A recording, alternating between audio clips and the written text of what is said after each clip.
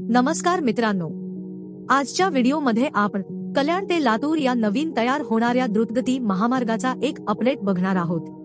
कल्याण ते लातूर महामार्ग, नागपूर ते गोवा शक्तीपीठ महामार्ग आणि विरार अलिबाग बहुउद्देशीय मार्गिका हे तिन्ही महामार्ग एकमेकांना जोडले जाणार आहेत। याविषयी संपूर्ण माहिती आज आपण बघणार आहोत। मित्रांनो, व्हिडिओमध्ये पुढे जाण्याआधी आपण जर आपल्या चॅनलवर नवीन असाल तर चॅनलला सबस्क्राइब करायला विसरू नका।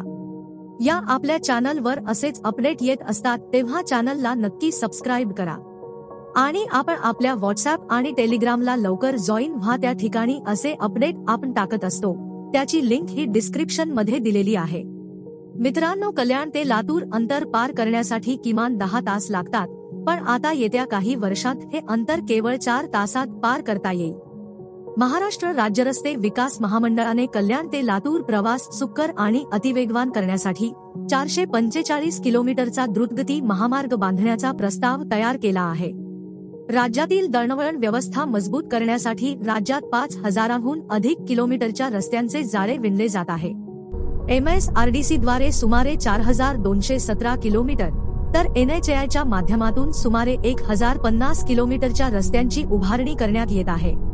या प्रकल्पात कल्याण ते लातूर द्रुतगती महामार्गाचा पण समावेश आहे। कल्याणवरून लातूर गाठण्यासाठी किमान 10 तास लागतात।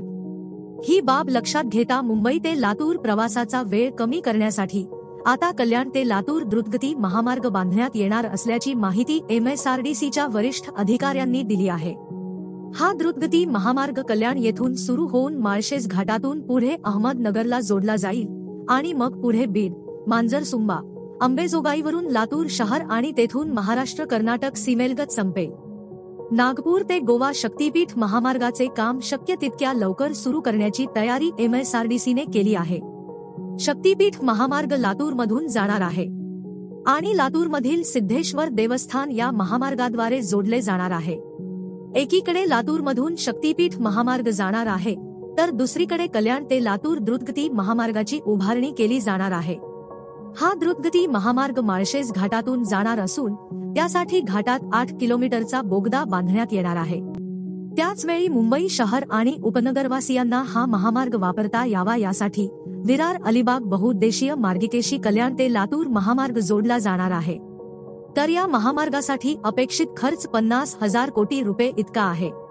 आराखडा अंतिम झाल्यानंतर प्रकल्पाचा नेमका खर्च किती हे स्पष्ट होईल। राज्य सरकारची मान्यता मिळाल्यानंतर या प्रकल्पाचा आराखडा MSRDC तयार करणार आहे। तर मित्रांनो, यावर तुमचे काय विचार आहेत ते आम्हाला कमेंट करून नक्की कळवा। आणि आपला आजचा व्हिडिओ आपल्याला इन्फॉर्मेटिव्ह वाटला असेल तर व्हिडिओला लाईक करा आणि चॅनलला नक्की सबस्क्राइब करा। आपण परत भेटू एका नवीन व्हिडिओमध्ये। धन्यवाद।